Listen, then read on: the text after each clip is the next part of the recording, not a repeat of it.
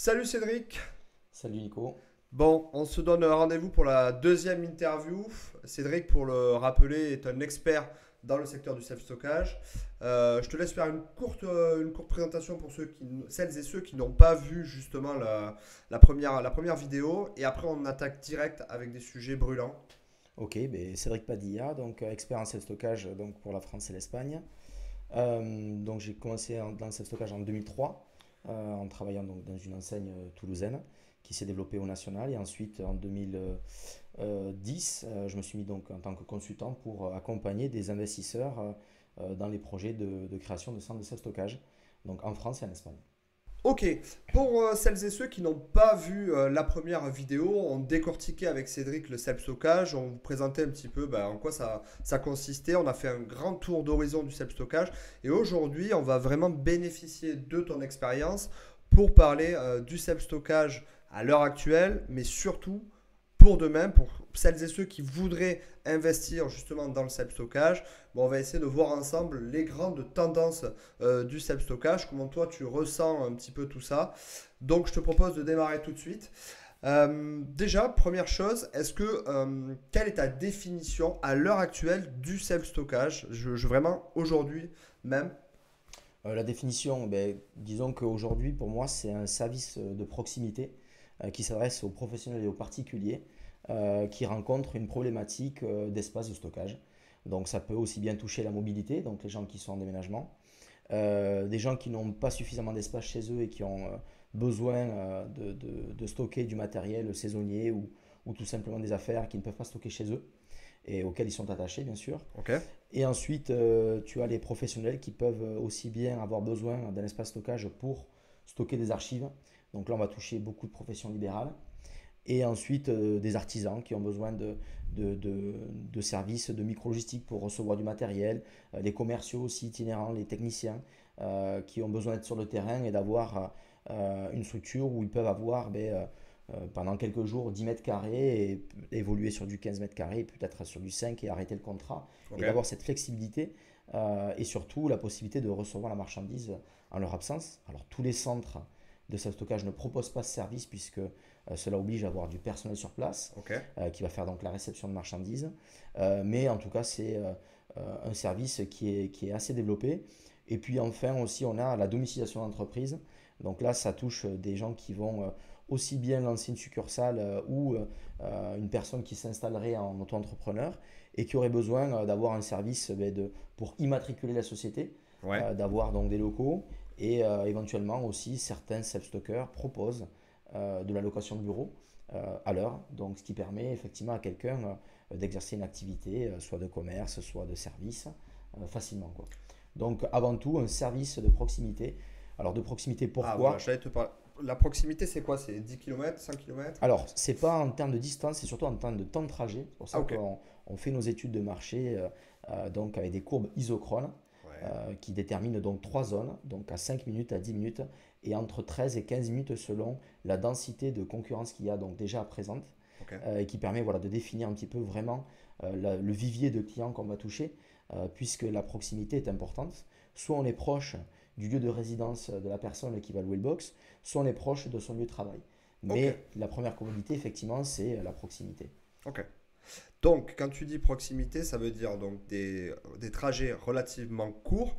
Est-ce que, première question, tu as remarqué que donc, étant donné que les centres de self-stockage se sont énormément développés ces dernières années, est-ce que tu as remarqué que justement les temps de trajet réduisaient et donc les gens avaient besoin de plus en plus de se rapprocher de leur espace de stockage ou au contraire, pour l'instant, il y a assez de place pour tout le monde Alors, alors non, je dirais que l'exemple de Toulouse est un bon exemple puisque c'est une des villes les plus concurrentielles de France, hein. On a énormément de centres par rapport au nombre d'habitants que l'on touche.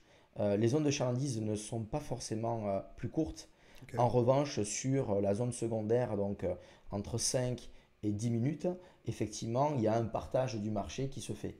Ok. C'est-à-dire que quand deux concurrents sont à quelques minutes d'écart, effectivement, on va voir que sur cette zone de chalandise, ça bataille un peu plus pour capter des clients. Mais le client a tout simplement deux options. Donc il ne va pas aller chercher un centre plus loin ou un centre encore plus près. Ouais. Bien sûr que s'il y en a un qui est à 5 minutes et l'autre est à 15 minutes, il va Il va toujours privilégier. privilégier à 5 minutes. Moi, je suis le parfait exemple donc, de louer un box proche de chez moi, alors que j'ai, si je le souhaite, des box gratuits chez des partenaires ou Ah des oui, oui, c'est vrai self-stockers. que tu en avais Voilà. parlé, ouais. Voilà, donc je loue tout simplement un box très proche de chez moi, alors que j'avais des solutions gratuites ailleurs. Mais la proximité, c'est vraiment un des premiers critères. Ok, donc on va parler critères. Première étape, on aurait pu penser que c'était le prix, justement, proximité.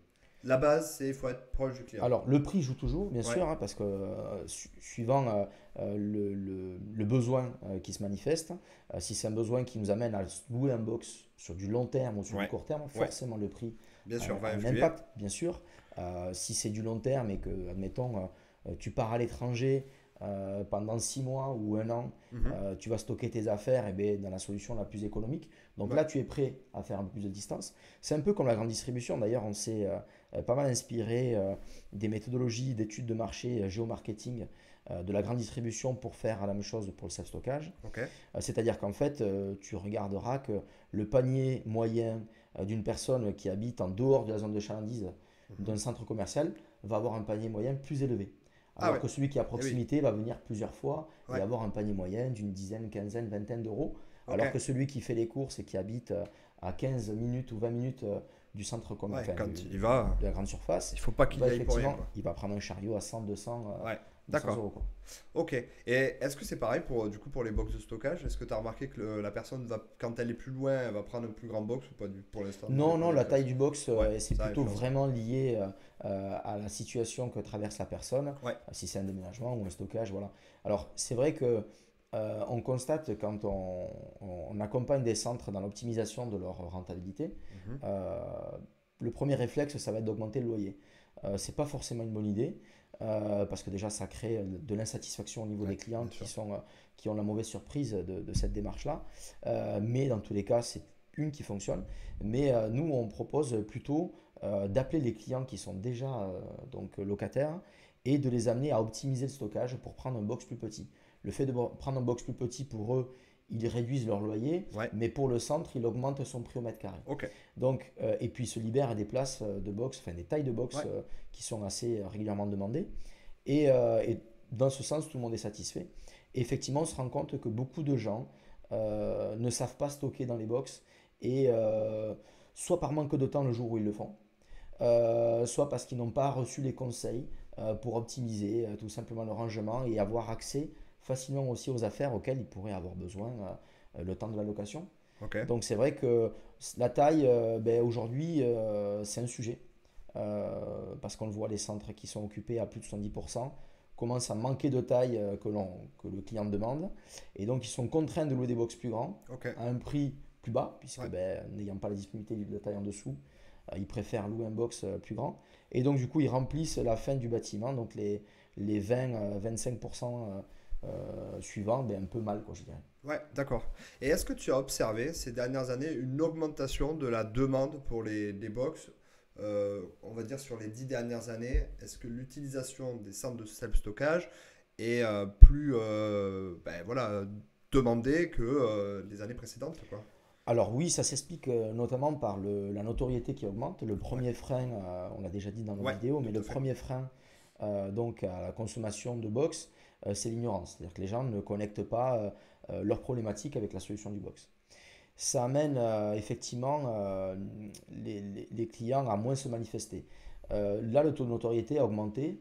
Il augmente peu, il augmente grâce euh, Alors voilà, à ça, la ça m'intéresse. concurrence. Plus la concurrence est présente, plus l'offre se manifeste. Effectivement, les gens s'interrogent sur ce qu'est le box self-stockage. Ouais. Aujourd'hui, si on faisait le tour de notre entourage, on constaterait que moins de 4 personnes sur 10 connaissent le box de Self-stockage, ça stockage. parle pas, ouais. Exactement, donc le self-stockage, en plus même le terme qui Ouais. définit le métier encore moins. Un box de stockage, oui, les gens vont Ouais. aussi associer ça à des garages. À des garages, c'est ça. Voilà. Et ensuite, si tu regardes, ben, tu vas voir peut-être même pas 2 personnes sur 10 qui ont déjà utilisé un box. Ok. Donc c'est-à-dire qu'on est encore vraiment au tout début du marché Ouais. et que le premier frein, c'est l'ignorance. Donc premier point, effectivement, le fait que cette notoriété augmente de par la densité de concurrence, la demande se manifeste un peu plus. Forcément. Les gens sont dans une démarche aujourd'hui plus de comparaison. Ils Ouais. vont comparer le prix, bien Alors, sûr. comment ils comparent sur Internet Alors, Internet aujourd'hui reste bien sûr le premier canal de visibilité des centres self-stockage, Ouais, mais avant tout, les gens croisent sur leur trajet travail-maison des des centres centres, ouais. self-stockage, et c'est ce qui fait que ça interpelle, et à ce moment-là, après le bouche à oreille, et puis il y a aussi beaucoup de déménageurs qui ont abandonné la gestion des garde-meubles Ah ouais, pour ok. une complexité, pour de la rentabilité, pour Ouais, la puis, gestion supplémentaire et préfèrent se concentrer sur des trajets d'un point A à un point B et sont eux-mêmes donc partenaires de centres de self-stockage ouais, et vont proposer à leurs clients de louer des box. Donc ils préfèrent envoyer du business à des centres de self-stockage et avoir un bien partenariat sûr. soit rémunérateur Rémunérateur, ouais. ou tout simplement quand quelqu'un a un box, eh bien, de proposer Ouais, un un service. déménageur. Donc c'est du gagnant-gagnant. Ouais, Donc dans cette démarche, voilà, il va y avoir un peu plus de demandes qui vont se manifester. Et c'est vrai qu'aujourd'hui, ce que je constate, c'est que beaucoup de centres ont augmenté leur budget de communication digitale, ok. ce qui fait qu'ils vont capter davantage de demandes. Ouais, Mais je constate aussi que le taux de rebond, c'est-à-dire les gens qui ouais, trouvent qui vont sur le via des site. mots-clés des centres self-stockage, Ouais, finalement ne trouvent pas intérêt, ouais, soit dans les sites pour diverses raisons. Ça peut être une mauvaise architecture du site où ils n'arrivent pas à trouver l'information qu'ils cherchent, qu'ils veulent et qui leur permettrait de prendre une décision.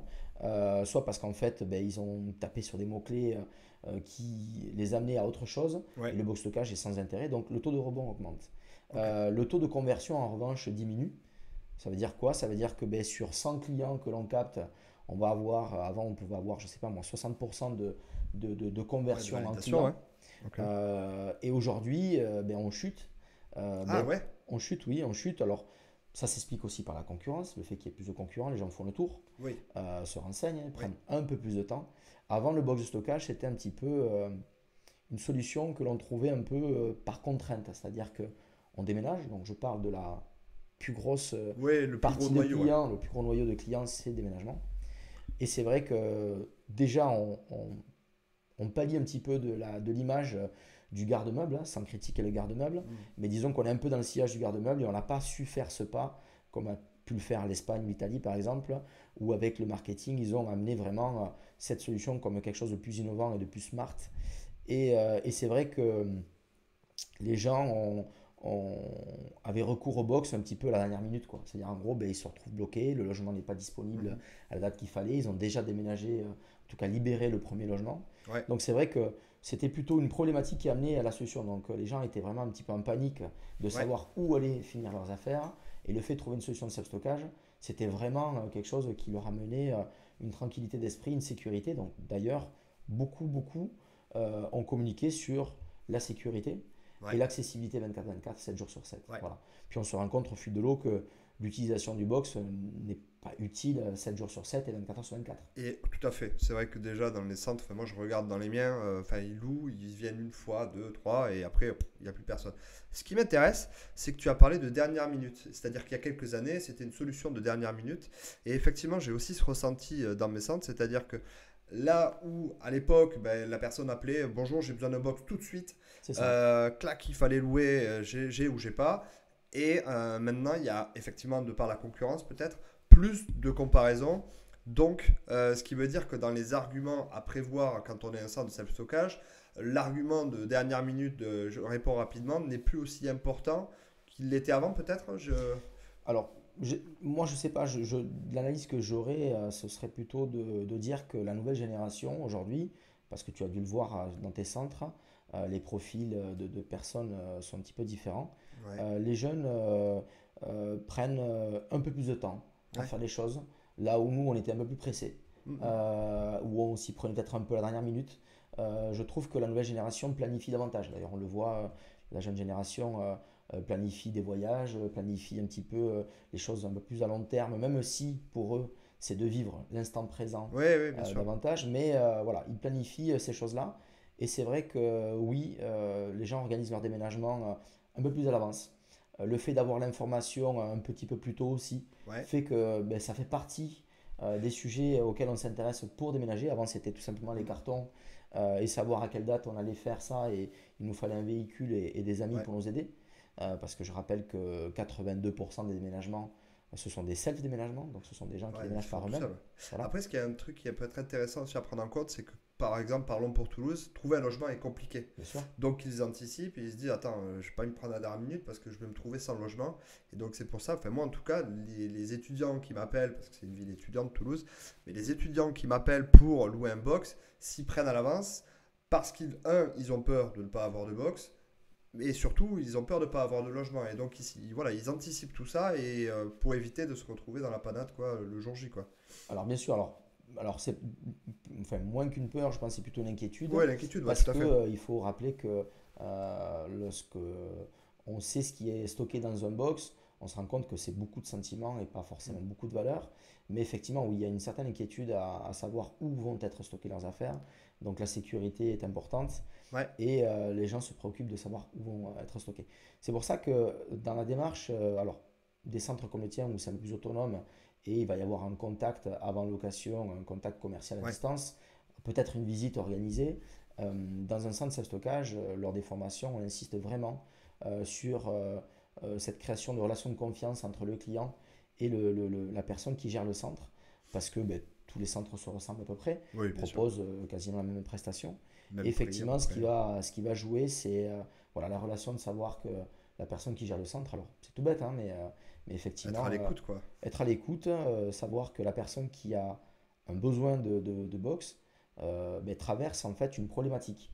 Alors pour de bonnes ou de mauvaises raisons, mais c'est une problématique dans une vie. Donc cette problématique, il faut y être attentif, il faut y apporter l'écoute nécessaire. Ouais, Et c'est vrai que c'est pour ça que cette démarche d'accompagnement se fait. Alors, je dirais qu'aujourd'hui, même si moi j'insiste toujours sur cette approche, on observe que des centres qui ne l'ont pas du tout remplissent aussi ouais. leur centre. Pour l'instant, Pour l'instant, en tout cas, ce qui est vrai je sais aussi, pas. c'est que le, la problématique aujourd'hui, c'est qu'on n'étudie pas assez, on n'observe pas et on ne s'intéresse pas assez au parcours du client. Ouais.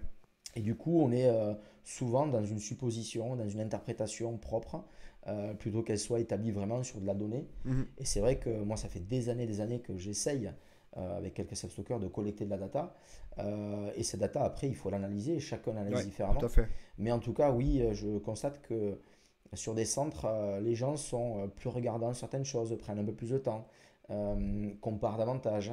Et c'est vrai que ben, les centres de stockage se contentent seulement, des fois, juste de relancer et pas de chercher en fait à savoir qu'est-ce qui a évolué entre temps. Parce que Ouais, ben, il ouais, faut le savoir projet que peut celui évoluer. qui s'intéresse aux box avant, on cherche une solution pour stocker ses Ouais, affaires. Ensuite, on cherche d'autres critères. Et le propre client, lui, va évoluer dans son attente. Il a un besoin, c'est sûr, mais son attente, elle va évoluer parce qu'il va effectivement se mettre à comparer. Il se dit, ah, mais tiens, là, on me propose tel service, là, on ne me le propose pas. Est-ce que j'en ai vraiment besoin? Je ne suis pas encore convaincu. ouais. Donc, si tu veux, ça prend un peu plus de temps. Ok, donc dans l'avenir, si on se projette un petit peu, les conseils que tu donnerais, si je vais un peu plus loin, c'est déjà de vraiment prioriser la relation client, Mhm. c'est-à-dire c'est vraiment s'intéresser au client pour faire la différence et être vraiment à son écoute, voilà, le plus possible à son écoute et pouvoir lui proposer une solution dont il aura vraiment besoin, c'est-à-dire louer des box pour qu'ils louent, enfin pour qu'ils mettent leurs affaires et pas louer du vide en fait. C'est la problématique que je remarque souvent, c'est que enfin, les centres de self-stockage louent des box, etc. Mais en fait, comme tu disais tout à l'heure, ils savent pas forcément, les clients ne savent pas forcément ranger et tout ça. Donc, ils ont des box beaucoup trop grands par rapport au nombre d'affaires qu'ils ont à stocker. Donc, est-ce qu'il y a peut-être aussi ça à mettre en place, former, entre guillemets, éduquer le client, je sais pas. Alors, ce qui est sûr, c'est que le marché a besoin d'être éduqué, mais surtout aussi le personnel des centres de stockage a besoin d'être formé. Ouais, Donc ça, c'est ouais, essentiel c'est. parce que c'est un métier, on arrive, comme j'ai déjà dit, un peu par hasard. Et cette démarche est très importante d'avoir les outils pour Ouais, pouvoir accompagner. Et moi, je te l'ai déjà dit dans les formations que j'ai pu faire, la première barrière à casser, c'est cette relation qu'on a avec le client. C'est-à-dire que les gens qui travaillent dans des centres de self-stockage se perçoivent eux-mêmes soit comme des commerciaux ou des commerçants, ont du mal et sont mal à l'aise avec cette détermination. Et du coup, on sont eux-mêmes les premiers freins. Ok. Donc, ils ont un petit peu de mal à proposer du service et tout ça. Donc, la première chose que j'essaye de faire, c'est de casser ça et de les amener plutôt à se voir comme des conseillers. Ouais. Le fait d'être conseiller, on est tout simplement à côté du client, on est là pour lui présenter les solutions. Et j'insiste vraiment sur les solutions parce que un box, ben, quand on le compare juste au fait d'avoir un sol Oui, brut 4 avec murs. des cloisons de séparation et une porte, après on ne vient que comparer le prix. Mm. Donc c'est pour ça que je dis toujours, et je dirais qu'aujourd'hui, le parcours client est une quête aujourd'hui dans laquelle s'engagent beaucoup d'entreprises, la satisfaction, Ah, bien connaître sûr. vraiment le ressenti du client, parce qu'on va le marketer d'une certaine manière, mais le client a le vécu du service et du produit, donc c'est important de savoir quel est son retour là-dessus. Ouais. On le fait dans tous les métiers aujourd'hui, quasiment, enfin en tout cas Bien sûr, bien sûr. beaucoup de services. Il n'y a pas de raison que le self-stockage y échappe. Mais on n'a pas les outils déjà pour le faire, Alors, sous on quelle n'a pas la forme? démarche. Comment on Voilà. peut faire ça justement? Si on était un centre, là on va s'adresser aux propriétaires. Bien sûr, ben, déjà la première étape, c'est, comme je le disais, c'est de former ces personnes Oui. qui accueillent les clients, donc comme conseiller et voir un petit peu la découverte des besoins et surtout des attentes des clients, de pouvoir sauvegarder cette information-là Oui. et ensuite tout simplement la comparer à des phases d'évolution du centre, à des phases de remplissage qui vont nous permettre d'interpréter. Alors Ouais. on n'est toujours qu'à l'interprétation, même si on constate qu'il y a certaines solutions d'intelligence artificielle aujourd'hui qui sont capables de définir des prix de box en fonction, ben, comme les agences de voyage et autres, Ouais. de nombre de fois où tu t'es connecté, tu as fait la recherche et tout ça, et de la concurrence.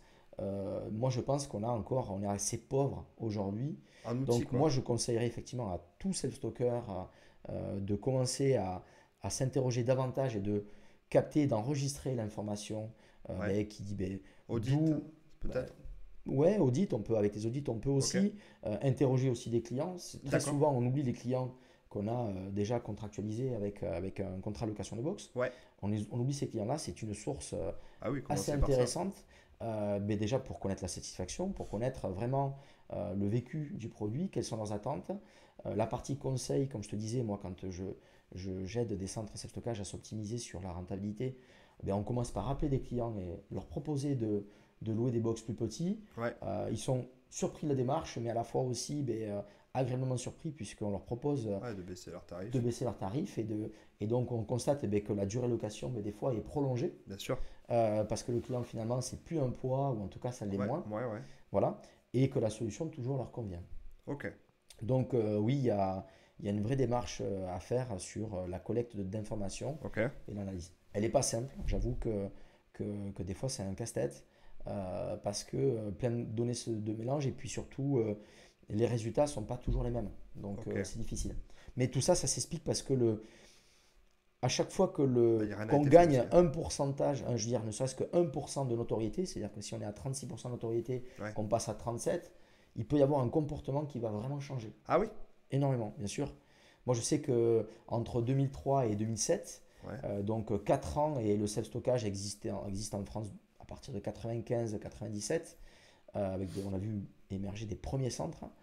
Mais 2003, ben, on a vu des opérateurs de grandes enseignes en France, donc nationales, avec une forte présence qui a amené le marché vraiment à se développer. Ben, je sais qu'on a évolué peut-être de 5-6%, mais le premier appel en 2003, c'était c'est quoi un box quasiment, Ouais, ouais, c'est ça, ouais. à combien coûte un 4 mètres carrés 50.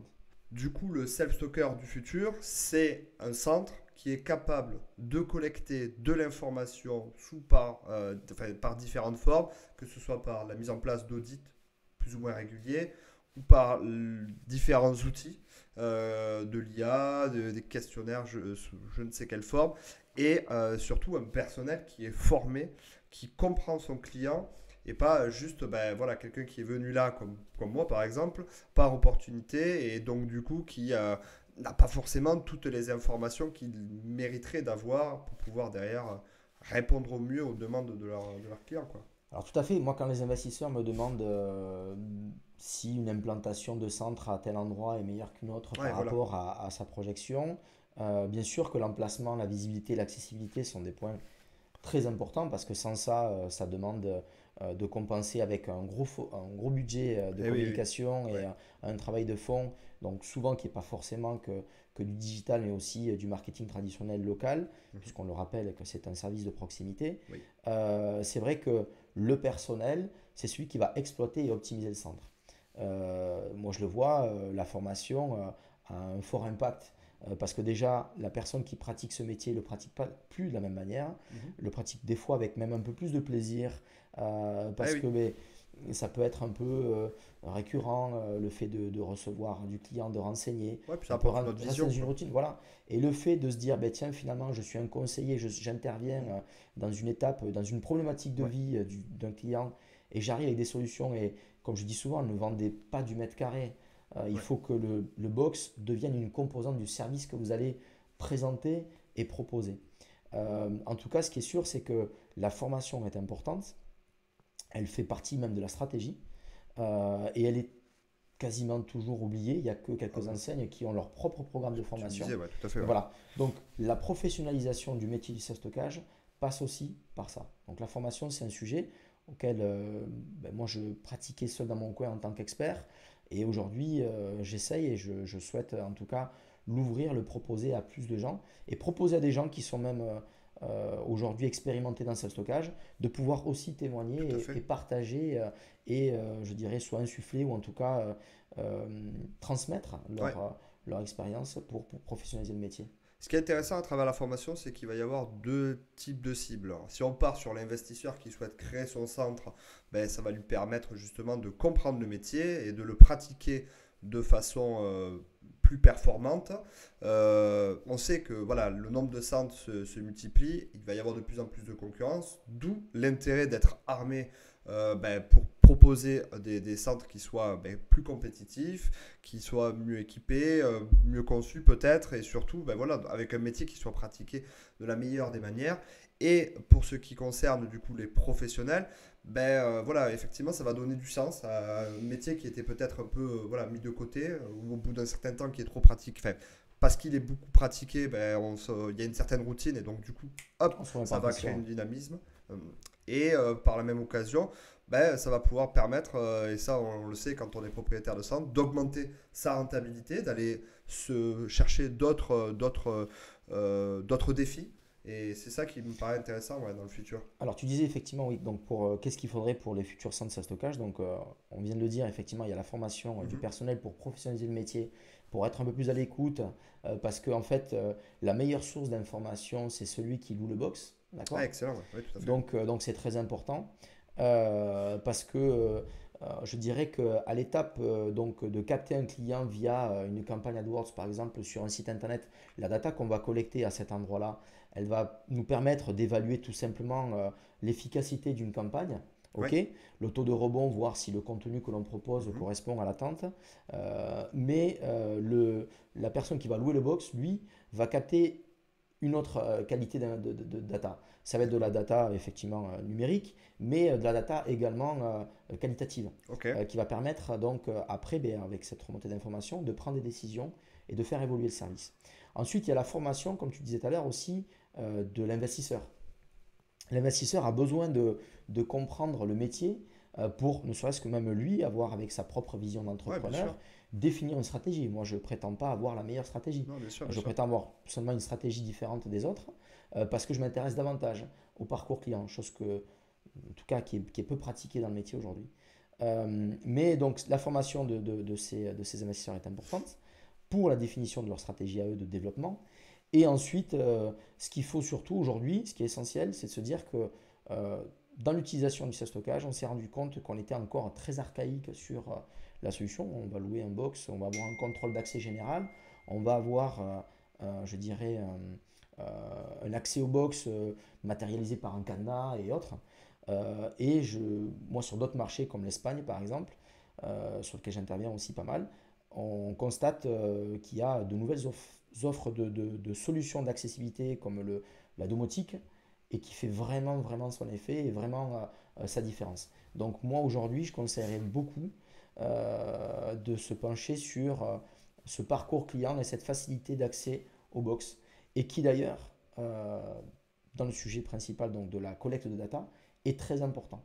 Parce que savoir le nombre de fois où le client vient dans son box, ouvre la porte, ça pourrait paraître Ah ouais, ben, intéressant ça. pas important, mais c'est important parce que en fonction du profil, en fonction du besoin, en fonction Ouais, la de ce client-là, fréquentation. la fréquentation, elle peut nous permettre de savoir ben, quel est le profil du client, en gros, qui nous intéresse le plus par Ouais. rapport à une stratégie, par rapport à une rentabilité, par rapport à plein de choses. Donc c'est vrai que si on n'a pas cette information-là, en fait, on est pauvre en décision, quoi. Ouais, bien sûr. Après, ce qui peut être intéressant aussi, et je trouve que, alors moi, je parlais du perso, mais quand j'ai ouvert un centre, j'étais complètement passif Mhm. sur bah, comment ça fonctionnait. J'ai appris sur le tas, et voilà, après, avec mes armes, et de faire une formation, que l'on soit investisseur ou propriétaire de centre, on redevient actif sur un marché qui bah, est en train de se développer, mais voilà, comme tu disais, il est encore un petit peu archaïque. Et pour tous les investisseurs ou toutes les personnes qui veulent s'intéresser à ce business-là, ben, vont pouvoir proposer de nouvelles idées parce que ces connaissances amènent justement de nouvelles façons de penser et vont être génératives de pas mal d'évolutions en fait. Et Mhm. donc du coup, tu vas avoir différents profils qui vont pouvoir apporter chacun. Ben, il y en a un qui sera plus marketing, l'autre peut-être plus un esprit un petit peu plus commercial, etc., etc. Et donc ça va être hyper intéressant pour développer ce marché-là, quoi. Bien sûr. Alors c'est vrai que ce qui est intéressant dans le self-stockage, c'est qu'il y a encore beaucoup de choses à faire. C'est un métier, comme on le disait tout à l'heure, qui est né un petit peu du sillage, dans le sillage du garde-meuble. Mais c'est vrai que l'approche aujourd'hui est archaïque. Alors elle est archaïque sans l'être, elle est tout simplement, c'est déjà une évolution, hein, le self-stockage par rapport à du garde-meuble dans un conteneur. On y a accès librement, on Cool. y a accès donc sans avoir à payer non plus de Ouais, frais. Donc ça reste quand même une amélioration. Mais c'est vrai que moi, depuis 2010, j'essaye, tant bien que mal, je dis bien tant bien que mal parce que c'est pas évident, d'amener les opérateurs à se professionnaliser parce que c'est un métier qui se développe assez rapidement. Euh, par obligation. Ah, tu vois, j'imaginais Par obligation, la mais tech, quoi. par, par intérêt, par opportunité. Ok, Ça s'est énormément construit par du copier-coller. C'est-à-dire qu'en gros, ouais, on observe ce que fait l'autre et on essaie de faire la c'est même ça. chose. Et on apporte quelques touches d'amélioration, mais souvent l'amélioration, les gens se basent surtout sur le prix, quoi, d'être plus Ouais, elle est futile, compétitif sur ouais. le prix. Ok. Donc, mais sans s'interroger vraiment sur l'attente client. Donc, une fois de Ouais. plus, c'est c'est assez dommage. Moi, j'essaye d'amener un peu plus de professionnalisme et de l'innovation. Et ça passe par Mhm. le partage d'informations, le partage d'expérience. Alors, il y a des groupes qui se sont créés d'indépendants de self-stockers qui travaillent à ça, et auxquels d'ailleurs je participe depuis le début. Et ça fait plaisir de voir, enfin, en tout cas, ça fait plaisir de les voir, eux, contents de partager Ouais, bien et de sûr. se dire, ben, en fait, mon métier est représenté, mon métier, quelque part, Ouais, j'existe, quoi. j'existe, on a une identité, et puis on cherche à se professionnaliser. Mhm. Donc, mais c'est pas évident en tout cas parce que c'est assez atomisé quoi. Chacun est un petit peu dans son coin. Ok, est-ce qu'on peut imaginer le self-stockage plutôt plus tard, pardon, une industrie ouverte où l'information est partagée? Comment on peut le trouver dans la location courte durée ou dans d'autres types d'investissements où voilà, en fait, le débat ne se fait même plus sur comment fonctionne la location, mais sur ben, la créativité, la mise en place d'outils pour se démarquer. Est-ce qu'on peut imaginer ça peut-être dans le futur, sous 10 ans? Ah, alors pour moi c'est tout à fait clair bien sûr que ça deviendra une industrie comme ça l'est aux États-Unis Ouais, et dans les pays anglo-saxons. C'est une industrie. Effectivement, le partage d'informations il est plus présent aux États-Unis. Il y a des publications ouvertes au public hein, ouais, sur des données stratégiques, sur l'évolution du marché, sur des chiffres. Voilà, qu'en France, on a beaucoup de mal à partager. ouais, C'est bien vrai sûr, que, c'est très rare, ouais. notamment, alors je dis la France, mais en Espagne, c'est pareil. D'accord. Euh, les gens ont beaucoup de mal parce que ils ont peur des autres et peur d'eux-mêmes un petit peu. Ouais, bien C'est-à-dire, sûr. ils ont peur que leur métier s'essouffle alors qu'on est qu'au début et que plus le taux de notoriété augmente, plus la demande Je va suis se entièrement d'accord. manifester. Ouais. Moi, quand je fais des études de marché et que l'on voit déjà que, par exemple, on estime sur une localité pour un centre, ne Ouais. serait-ce qu'un centre, un besoin sur la zone de plus de 100 000 mètres carrés, alors que les centres qui vont se développer vont fondre 2000, 3000, 4000, 5000 mètres Ah carrés ouais. louables. Mais qu'à ça, on arrive à la fin de l'étude, donc là je parle vraiment du besoin. Ouais, ouais.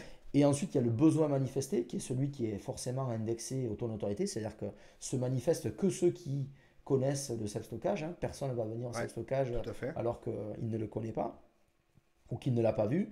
Donc déjà, tu vas enlever ça, tu vas Pouah, multiplier par 30%, ouais. d'accord? Donc tu passes de 100 000, je dirais, à 35 ou 36 000 demandes de manifester.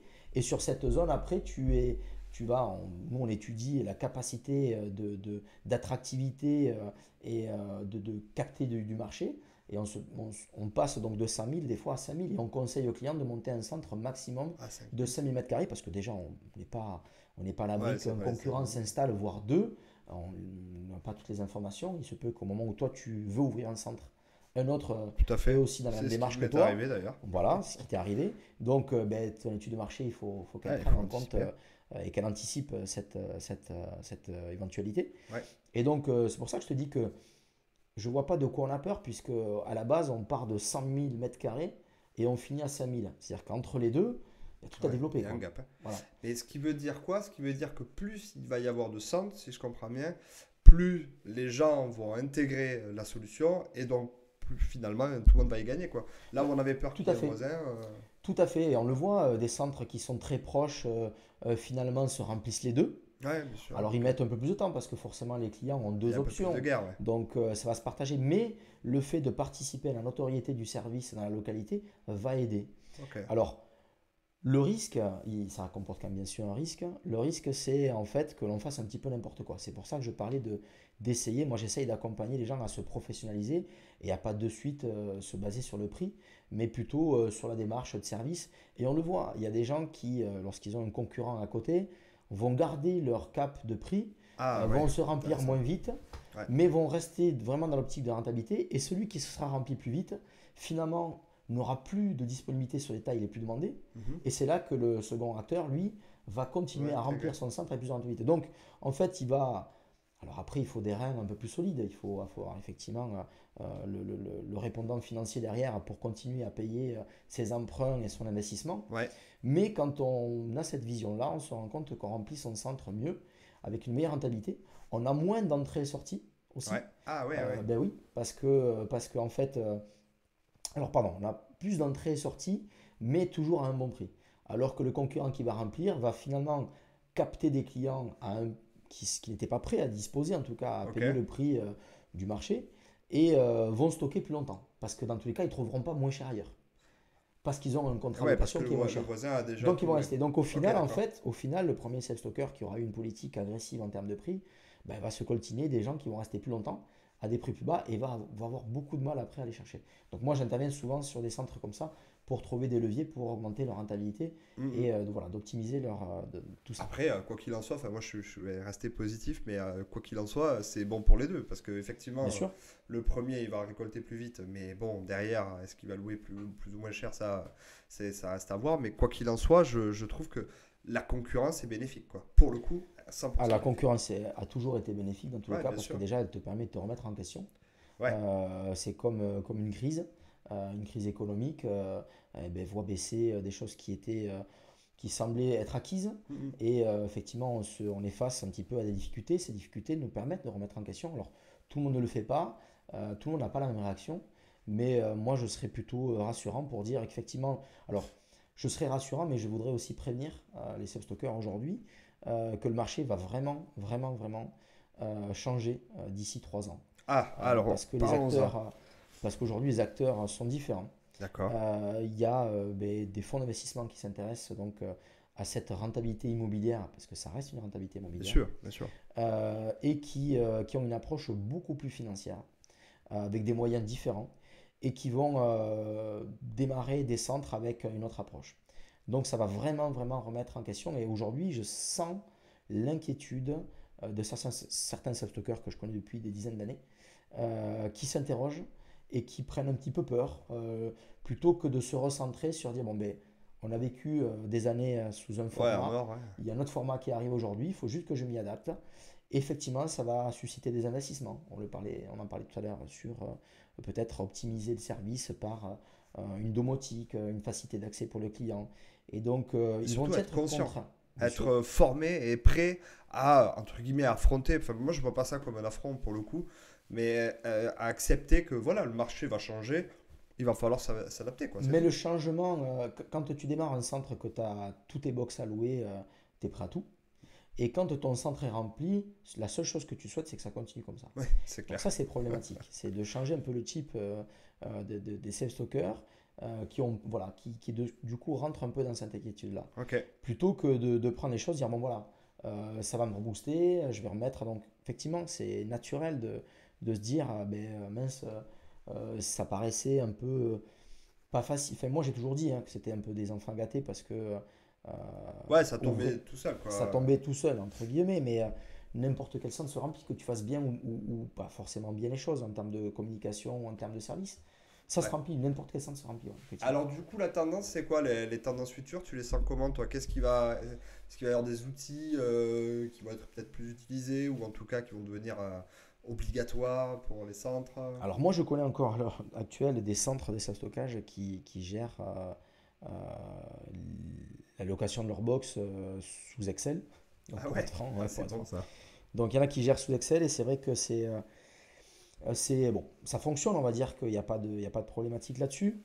Ouais, puis c'est pas des gros Mais centres quand même, parce que quand t'as 300 ah ben clients sur alors si Excel. c'est pas des centres qui ont 600, 800 box, ça, Ouais, c'est voilà. sûr et certain. En revanche, ces centres-là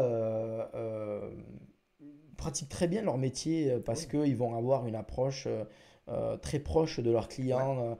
Ils vont essayer de conserver les clients à T'as long tout à terme. fait raison, hein, pour le coup. Je dirais pas que quelqu'un a raison, quelqu'un Non, a oui, oui, tort. c'est Le tout, vrai. c'est voilà. Mais dans les outils, en tout cas, ça laisse à désirer. Mais par contre, sur les relations humaines, il y a peut-être un Bien truc. sûr. Et tu vois des grandes enseignes qui, au contraire, font tout pour ne pas nouer de relations humaines avec le Ah ouais, client. Euh, ça, sont... t'y crois? Bah, c'est pas que j'y crois, en fait, moi je suis forcé de constater que ça Ouais, fonctionne. ok, d'accord. Quand je regarde la rentabilité de certains centres Ouais, et les objectifs que se fixent les investisseurs sur des projets où la relation client est minimisée, bah, je ne peux pas dire que ça ne fonctionne pas. ouais, ouais, Je ok. peux constater que ça fonctionne. Maintenant, quand je regarde le, le, le, le budget qui est dépensé en communication en amont pour maintenir ce taux de rentabilité, Ouais, ben là, effectivement, oui, je m'interroge un peu plus. ok. Quand on est dans une démarche vraiment de satisfaction client, qu'on chouchoute un petit peu le client qui reste Il y a et moins qu'on est au besoin, bon quoi. prix, ben finalement, en budget de Eh oui, communication, bien le sûr. seul budget de communication naturel, c'est le bouche à oreille. Hmm, ouais, Et ce bouche à oreille là ne coûte rien ouais. et, c'est tout ça, et il dure plus longtemps. Après, il y a une Con- démarche de les grosses boîtes comme ça dont tu parles qui ont un gros budget com. Ça me fait penser, si tu veux, aux boîtes qui vendent un produit plus qu'un service. Parce qu'en fait, ben voilà, le client arrive, il a besoin d'un box. Sur Internet, là, qui Ça fait devient son un consommateur. simulateur. Ouais, voilà, Ça devient un exactement. simple consommateur, Ouais, one shot. Et de toute façon, et je comprends aussi cette démarche parce que, comme je te l'ai dit, si t'en as sur une besoin. zone, par exemple, de Chandis qu'on étudie, on estime un besoin de 100 000 m² et Mhm. qu'il y a en offre, je ne sais rien moi, trois centres de 5 000 m² mais qui sont quasiment remplis à 80%, finalement l'offre, elle représente rien Ouais, par ouais, rapport aux tout à fait. besoins. Et bien sûr que le besoin manifesté est moindre, mais je dirais que quand on regarde ça, ils se disent au final, peu importe Ça que je se loupe, travaille la quoi. satisfaction, parce il y a toujours un vivier aujourd'hui Ouais, qui, petit à petit, ben, grossit. ouais, c'est Euh, trop tôt pour. Ok, ouais. donc c'est trop tôt, donc si tu veux, cette démarche fonctionne. Mhm. Ouais, Mais aujourd'hui, la remise en question est importante. Et je te dis, d'ici 3 ans, le self-stockage, notamment en France, va évoluer. Et certains self-stockers qui jusque-là étaient tranquilles ben, vont être un petit peu bousculés ouais. et vont être contraints, en tout cas, moi je pense à mon avis, alors soit de faire de l'investissement pour optimiser leur service, Quel type d'investissement? bah, le contrôle d'accès, moi je pense Ok. que l'accès aux box via un système électronique Ouais, de la du domotique, téléphone, de la ouais. domotique qui permet aux clients de donner accès à distance Ouais. et tout ça, donc Mhm. ça c'est important. Ouais. La sécurité, alors je dirais pas qu'il n'y a pas tant de vols que ça dans les centres de stockage, voire Ouais. même quasiment pas, Plutôt rare, ouais. parce que c'est plus facile d'aller dans une maison et d'aller dans un salon et trouver un téléviseur que d'ouvrir un box, de risquer de se faire prendre parce qu'il y a Ouais, quand puis il y a même les caméras, la des caméras, il télésurveillance. y a des gens qui passent, et puis on va tomber sur beaucoup de cartons, donc Ouais, on ne connaît pas le contenu. Puis il faut exactement. sortir du centre. Bon, Dire, tu sors sur le centre avec une télévision sous le bras, bon, Mm. c'est pas évident. Mais ce que je veux dire par là, c'est que non, c'est plutôt de la sécurité, je dirais, sécurité commodité, c'est-à-dire s'interroger sur l'accessibilité au centre. Voilà, ok, d'accord. Moi, je vois par exemple des gens qui font des couloirs assez étroits ou une configuration trop complexe. Alors là, pour le Voilà, coup, il y a des sujets. c'est Donc, si compliqué. tu veux, il y a des investissements qui seront à faire pour ces D'accord, self-stockers-là, ou alors ils seront contraints ben, de se contenter de certaines parts de marché. ok. Et voilà, et de voir ben, des concurrents avoir ben, d'autres rentabilités, tout simplement. Ok. Est-ce que ça peut entraîner un nivellement des prix par le bas, en fait, la concurrence, de plus en plus de personnes? Les gros acteurs vont se permettre, parce que mieux équipés, de meilleurs services, ils vont pouvoir se permettre d'avoir des prix plus élevés. Et donc, du coup, ces fameux centres-là qui manquent encore, enfin, qui ne seront pas adaptés, vont devoir se contenter d'un autre type de clientèle et donc vont devoir diminuer leur prix. Ça peut être Alors, anticipé comme ça peut ça? être une des conséquences de Ouais, diminuer leur prix pour aller chercher ben, d'autres clients. ouais, bien sûr. Euh, Ce qu'on constate, c'est que quand on baisse trop le prix, Ouais, ben, en fait, on attire une typologie de clientèle problématique des fois, ouais, ok. parce que ben, ils ne sont pas en mesure de pouvoir louer un box et derrière, ben, quand ils vont avoir une difficulté sur un mois de loyer ou 2 mois de loyer, ça va être très difficile pour eux de payer 3 mois de loyer de retard, par exemple. Donc les contraintes voilà, de gestion, parce que bon, même si c'est plus facile de gérer un impayé dans des box que ça peut l'être Oui, bien sûr, une dans de maison, ouais. l'immobilier de la résidence, Ouais, ouais, ouais. ben, ça reste un sujet et ça prend du temps. Ok, Donc voilà, donc c'est vrai que ça peut être une des conséquences. Mais c'est vrai que moi aujourd'hui, j'imagine, j'imagine que le marché va se diviser et va euh, se diviser en peut-être deux, voire trois, quatre catégories de ah, centres ouais, ok. self-stockage, où tu vas avoir des centres assez même retirés avec des box type garage qui vont Ok. fonctionner, qui fonctionneront toujours. Ça va être, en fait, je crois que ça va pas être réglementé, ça, justement, le garage. Alors la réglementation par rapport à quoi? Ouais, Par rapport à la sécurité ouais, incendie par notamment exemple? incendie, tu vois. Bah, de toute façon, la sécurité incendie, c'est de manière générale. Je veux dire, tout le monde se préoccupe de ce sujet. Je dirais pas que Ouais, les bien sûr. self-stockers ne s'en préoccupent pas. Ils Bah, sont peut-être pas adapté, tu vois, pour ça, adaptés quoi. parce qu'en fait, le bâtiment qu'ils vont acheter ne permet pas certaines installations Voilà, ouais. ou tout simplement, ils n'ont pas été dans l'obligation de faire Hmm. certaines choses Ouais, bien sûr. parce que, ben, en fait, le changement de destination n'était pas utile et le bâtiment correspondait déjà à ce qu'il fallait. En revanche, c'est vrai que il faut aujourd'hui les nouveaux centres sont voilà, contraints Ouais. de mettre en place des installations un peu plus complexes Mhm. et plus onéreuses. Donc ça, c'est un premier point. Ok. Mais ce que je veux dire, c'est que le marché va se diviser Allez, parce voyons. que Ouais. il y a des centres de self-stockage qui vont proposer du service et quand tu proposes du service, tu es obligé vraiment d'être polyvalent et que ton installation soit adaptée, que ton personnel soit formé et que tu sois en mesure de pouvoir offrir le service. Et c'est vrai que la difficulté aujourd'hui, la plupart des centres sont gérés par deux personnes, Ok. voire trois Ouais, pour essayer. Voilà, j'ai vu l'étude, et ouais. plus tu offres du service et plus forcément tu vas être sollicité. Donc c'est vrai que dans des centres, tu vas avoir des gens qui vont, entre guillemets, rien avoir à faire pendant quelques heures de la journée Mhm. et d'autres vont être complètement, vont finir la journée et vont se dire, mais mince, il me reste tout ça à faire de même et j'ai même pas avalé le travail de la journée. Ouais. Donc c'est vrai que c'est difficile.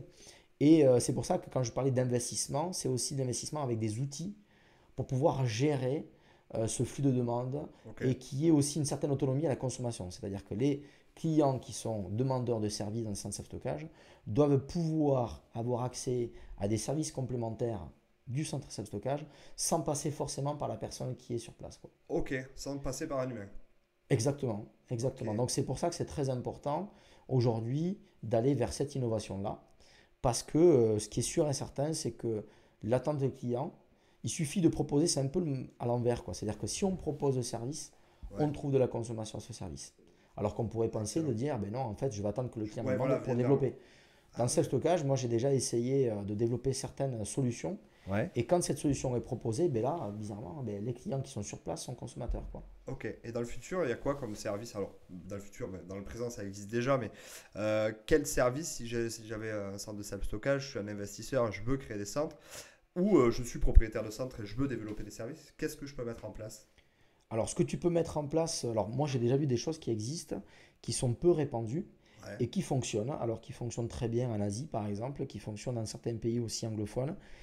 C'est le service, en gros, tu loues un box de stockage. Ouais. Plutôt que de stocker tes affaires dans différents cartons et les empiler les uns sur les autres et de mettre ça sous une table que tu as stocké dans le box ou voilà, pour optimiser la place, c'est de stocker ça dans des grands box dont tu n'as pas forcément tout accès, Ah ouais. mais tu vas stocker sur des étagères et tu vas avoir une application mobile Ah ouais. qui va te permettre de référencer ce que tu as dans ces box, dans ces cartons-là.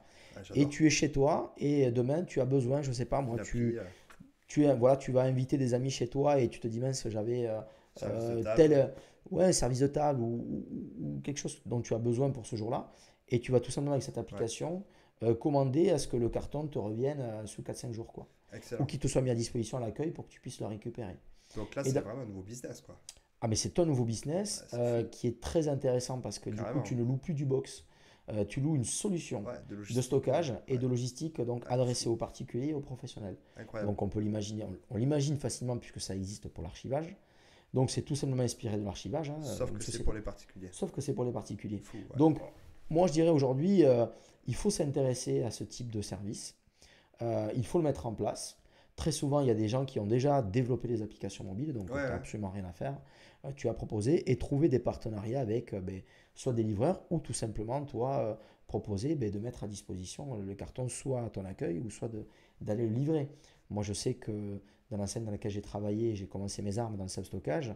On avait fait pour Airbus, par exemple, un service et de ses filiales, Ouais. un service justement où dans la journée, ils étaient capables de nous demander de leur livrer ou de venir récupérer des choses à mettre dans leur box.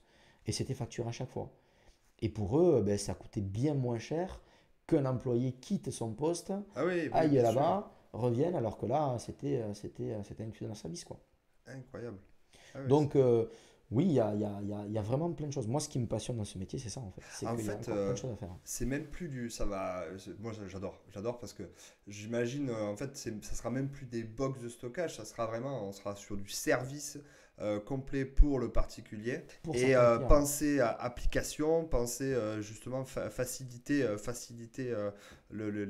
comment dire, faciliter la vie des particuliers, quoi. Mais c'est incontournable. Aujourd'hui, Ah, c'est fou. on utilise tous notre téléphone, on consulte et on s'informe et on se renseigne via notre téléphone. Mm.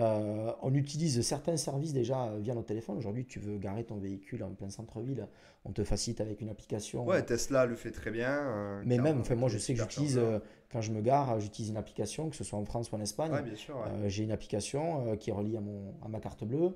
Moi, je localise le véhicule. Enfin, je veux dire, tout Ouais, le monde c'est connaît clair, ça. c'est clair. Donc, je ne vois pas comment le self-stockage ne pourrait pas s'y mettre. Au contraire, il Ouais, bien devrait sûr. rapidement s'y mettre pour être avant-gardiste par rapport à d'autres solutions et vraiment se démarquer et continuer, si tu veux, à séduire des utilisateurs. Ouais, La nouvelle génération, je te dis, ne serait-ce que le fait de savoir que avec ton application, tu peux, pourquoi pas, avoir, pour te rassurer, hein, avoir une image instantanée de ton box comme aujourd'hui les gens l'ont avec les caméras chez eux. ouais.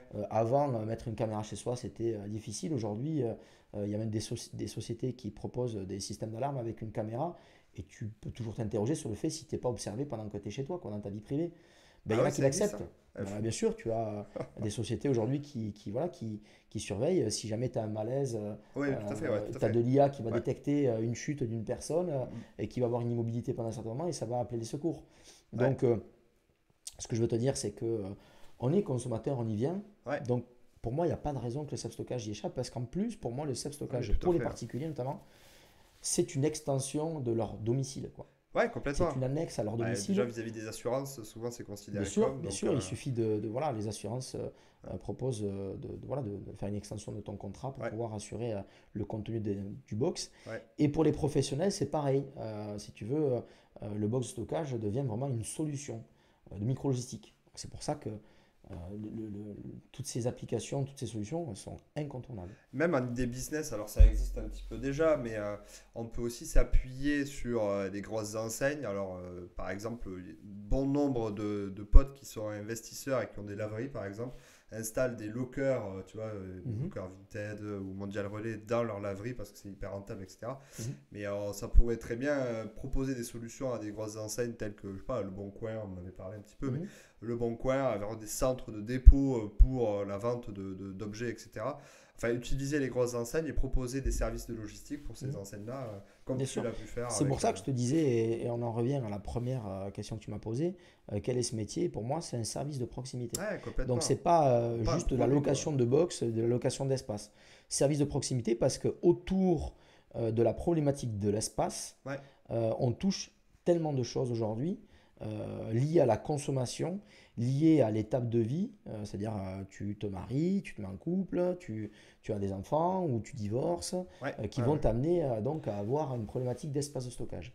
Donc Non, mais après, ce qui on peut le être. voit Ouais, pardon. trop aujourd'hui par rapport aux besoins, c'est-à-dire le garde-meuble, le déménagement, le manque d'espace, mais on ne le voit pas suffisamment sur qu'est-ce qu'il y a autour en fait de l'espace. Ouais, Il y a la logistique. Et la logistique, c'est très c'est le plus important. gros point noir, ouais. Et un centre de self-stockage est souvent assez bien géolocalisé par rapport à une zone urbaine, par rapport à une zone commerciale. Donc effectivement, créer un point chaud pour de la livraison, enfin aujourd'hui il y en a des centres de self-stockage qui font Mondial Relais et autres, Ouais. ça leur donne une visibilité, ça leur permet de faire connaître forcément leur activité. Mais il n'y a pas encore de lien, si tu veux. Tu vois, c'est Hmm. vraiment un service dans un service. Ouais, ouais, Ce qui est ouais. dommage, c'est que les self-stockers n'ont pas encore compris qu'ils étaient à même de pouvoir faire du service, quoi. Ouais, excellent. Voilà.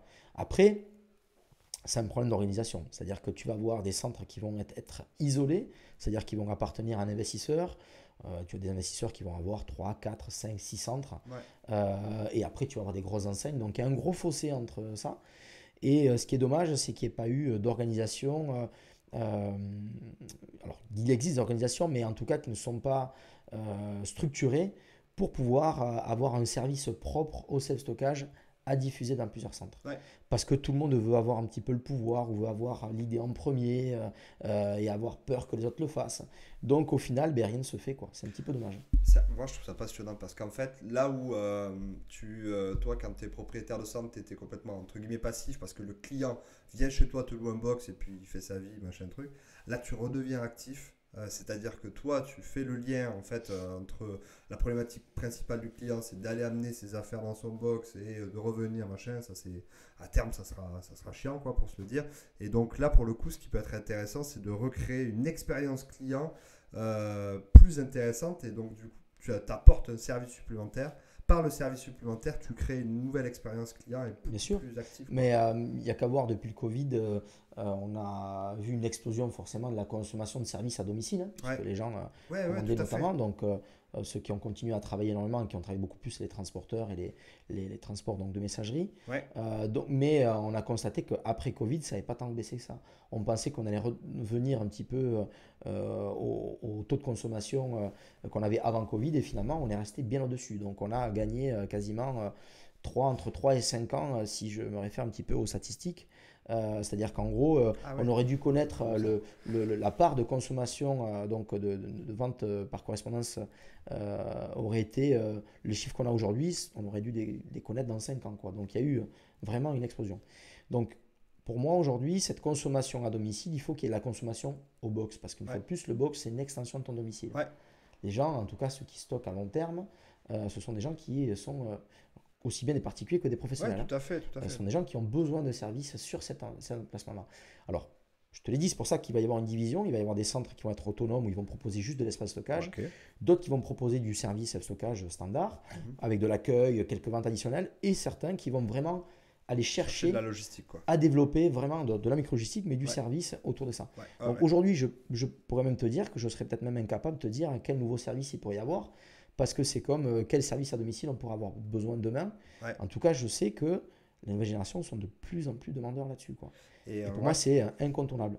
Pour ok. ça qu'il y a encore vraiment beaucoup, beaucoup de choses à faire. Et pour terminer, j'aimerais bien te poser la question si donc je suis propriétaire d'un centre, auprès de qui je peux m'inspirer? Est-ce qu'il y a des marchés qui sont en avance? Je parle souvent de l'Espagne, Mhm. les États-Unis, tout ça. Est-ce qu'on peut s'en inspirer? Ou l'Asie? Alors, je dirais peut-être plus l'Asie, Ok. parce que les États-Unis, euh, ce sont des consommateurs assez basiques, hein, c'est pas pour porter un jugement là-dessus, mais je dirais que quand on voit leur communication, le marketing en tout cas qu'ils utilisent, Ouais, il est assez rudimentaire ouais. et il fonctionne. Donc voilà, aux États-Unis, ils ont cette consommation assez simple. Ils connaissent, c'est tellement répandu le self-stockage, si tu veux, qu'il n'y a plus besoin de prouver quoi que ce Mhm. soit. Et ils font voilà, une utilisation assez simple. En revanche, euh, moi j'ai constaté, alors je parle souvent de l'Espagne. Pourquoi je parle de l'Espagne? Je parle de l'Espagne parce que c'est un marché qui était en dessous en termes de développement de la France il y a quelques années et qui aujourd'hui pour moi a dépassé la France. Ah ouais, Parce qu'il s'est professionnalisé davantage, parce que la réglementation a été plus stricte très tôt. Les gens ont vraiment une sensibilité marketing différente ok. et il s'est marketé différemment. Donc forcément, la vision du self-stockage est différente et l'innovation a été quand même beaucoup plus précoce. Voilà. Alors, on peut s'en inspirer, mais aujourd'hui, j'essaye d'amener les Français à voir, à dire, regardez, nos voisins utilisent de la domotique, ça marche très bien, et pourtant, sur un marché que on imagine à distance, en Espagne, ils n'ont pas le même pouvoir d'achat, ils n'ont pas. Bien sûr. Mais c'est vrai qu'ils n'ont pas le même pouvoir d'achat, pourtant, les box se louent plus cher, certains box se louent plus cher en Espagne qu'en France, mais pas un peu, beaucoup plus cher. Attends, mais comment tu l'expliques, hein? C'est fou ça. Ben parce qu'en fait, les gens optimisent, C'est mieux louent des box marketé. plus petits, Ah oui, louent des d'accord. box plus petits, louent des box Ah ouais, à long terme. Et voilà, donc il y a une autre excellent. rentabilité. Ouais, ouais, tout à Énorme, fait. énorme. Et tu vois même, par exemple, les box, il y a des gens qui louent des box au-dessus d'autres box. C'est-à-dire qu'en France, il n'y a pas un bâtiment où tu vas proposer ce qu'ils appellent là-bas des altillos, qui sont tout simplement des box qui sont des Ouais, box d'un mètre cube, hein, ouais, ouais, tout à mais fait, qui ouais. sont au-dessus d'un grand box de 10 mètres carrés, de 20 mètres carrés, qui est accessible via un escabeau, une échelle. Voilà, donc en Espagne, ça se loue. Il y a même au Brésil, ils font l'inverse, c'est-à-dire que les box sont au-dessous. Donc il y a des gens Plus qui pratique, ouais. vont avoir même une activité professionnelle, donc en fait c'est à hauteur quasiment d'une chaise, hein. C'est-à-dire que Ouais. tu vois des gens travailler sous des box. Ouais. Donc ils font un plancher pour exploiter au maximum la hauteur. Donc Attends, ça veut dire que tu as le bureau et au-dessus, enfin, tu as des gens qui ont des bureaux, ben, le bureau fait cette hauteur-là, ils sont assis des fois sur des poufs et ils font la préparation de commandes, voilà, parce que ah ouais, le mètre carré est très cher, pas bête ça. voilà. Donc, et l'Asie, c'est un petit peu pareil, c'est-à-dire que l'espace étant cher, Ouais, le service est important. Donc, plutôt que louer un box pour stocker des affaires, ils vont louer une étagère où ils ouais. vont stocker un, 2, 3, 4 cartons. Donc en gros, tu es e-commerçant, tu vois, j'imagine le truc, tu es e-commerçant, tu as des petits produits, tu prends pas trop d'espace, tu te mets dans le centre, puis tu rentres tes commandes, etc. Et tu as accès à tes stocks instantanément, quoi. Bien sûr, Comme si tu étais à la maison. bien sûr, bien sûr. Mortel, Et excellent. si tu veux, aujourd'hui, donc, de s'inspirer, oui, sur les marchés de l'Asie parce que ils sont plus confrontés à nous, je dirais, à la problématique d'espace. Ouais, ouais, En France, c'est un sujet qui vient avec les différentes crises immobilières, ouais, ouais, le tout fait à que fait. le pouvoir d'achat diminue, Diminue, prix des terrains les gens n'ont augmentent. pas les mêmes moyens, les divorces, Mhm. donc tout ça fait que il y a une problématique d'espace. Mais dans des pays comme l'Asie où le moindre bout de mètre carré Ouais, coûte cher, ouais. il faut qu'il soit rentabilisé, Mhm. tu vois déjà comment les gens consomment ce service-là. Excellent. Donc ça devient un service et pas juste un mètre carré. Ouais, C'est pour ça que je te dis que on a encore beaucoup, beaucoup, beaucoup de choses à faire. ok. Et ce qui est génial, c'est Ah, c'est que passionnant. si on arrive à développer, si le métier arrive à être un peu plus innovant, avant même que l'auto-notoriété augmente, eh bien, on sera dans l'éducation du marché. C'est-à-dire qu'en gros, ça deviendra un standard, quoi. Génial. Génial, génial. Bon, mais je te remercie, Cédric, pour Merci à ce toi. temps. Franchement, je me suis régalé. J'espère que vous aussi. Si vous avez des questions à poser à Cédric ou à moi-même, n'hésitez surtout pas. On se fera un plaisir de vous y répondre. Si cette vidéo vous a plu, partagez-la, que ce soit sur les réseaux ou à vos amis. Voilà, en tout cas, un grand merci encore à Cédric. Merci à toi. Et puis, je vous dis à très vite. Salut! À bientôt.